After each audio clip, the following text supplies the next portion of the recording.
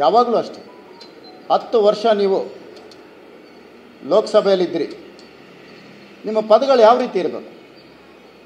ನೀವು ನನ್ನ ಮೇಲೆ ಆಡಿಯೋ ಮಾಡಿರ್ಬೋದು, ನಾನೇ ಬೈದಿದ್ದು ಅಂತ ಹೇಳಿರ್ಬೋದು, ಅವೆಲ್ಲ ಕೋರ್ಟ್ ತೀರ್ಮಾನ ಮಾಡಲಿ, ಯಾವುದು ಸತ್ಯ ಯಾವುದು ಸುಳ್ಳು ಬರಲಿ.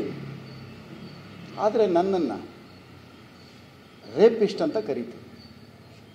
ಕೇಸ್ಗಳು ಚಾರ್ಜ್ ಶೀಟ್ ಇದ್ದಿದ್ದ ತಕ್ಷಣ ವಿಧಾನಸೌಧ ಒಳಗೋಗಬಾರ್ದು ಅಂದರೆ ಮೊದಲು ವಿಧಾನಸಭೆ ಪ್ರವೇಶ ನಿರಾಕರಿಸಿದ್ರೆ ಅದು ನನಗೆ ನಿಮ್ಮ ಅಣ್ಣನಿಗೆ ಮಾತ್ರ ನಿರಾಕರಿಸ್ಬೇಕು. ಯಾಕಂದರೆ ನಾವಿಬ್ಬರು ಜೈಲಿಗೆ ಹೊಟ್ಟು ಬಂದಿರೋರೆ. ಏನು ಅಂದರೆ ನನಗೆ ಬೆಂಗಳೂರು ಜೈಲು ನೀವು ತೋರಿಸಿದ್ರಿ, ಆ ದೇವರು ನಿಮಗೆ ತಿಹಾರ್ ಜೈಲು ತೋರಿಸಿದ್ದಾನೆ. ಇರಲಿ, ಬಡವನ ಮನೆಗೆ ಬಲಗಾರ ನುಗ್ತಾನೆ, ಬಲಗಾರನ ಮನೆಗೆ ಭಗವಂತ ನುಗ್ತಾನೆ. ಇದು ಗೊತ್ತಿರಲಿ.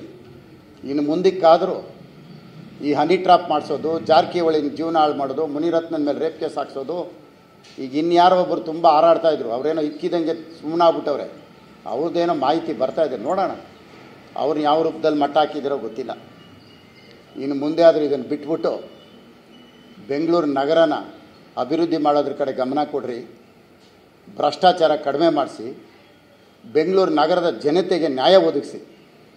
ಆ ಭಗವಂತನ ಹತ್ರ ಲೆಕ್ಕ ಇರೋ ಥರ ಮಾಡ್ಕೊಳ್ರಿ, ಲೆಕ್ಕ ಇಲ್ಲದೆ ಮಾಡ್ಕೊಳಕ್ಕೆ ಹೋಗಬೇಡ್ರಿ. ಇನ್ನು ಮುಂದಕ್ಕಾದರೂ ಸರಿಪಡಿಸ್ಕೊಂಡು 4 ಜನರಿಗೆ ಒಳ್ಳೆ ಕೆಲಸ ಮಾಡೋದು ನೋಡ್ರಿ, ಒಳ್ಳೇದಾಗತ್ತೆ.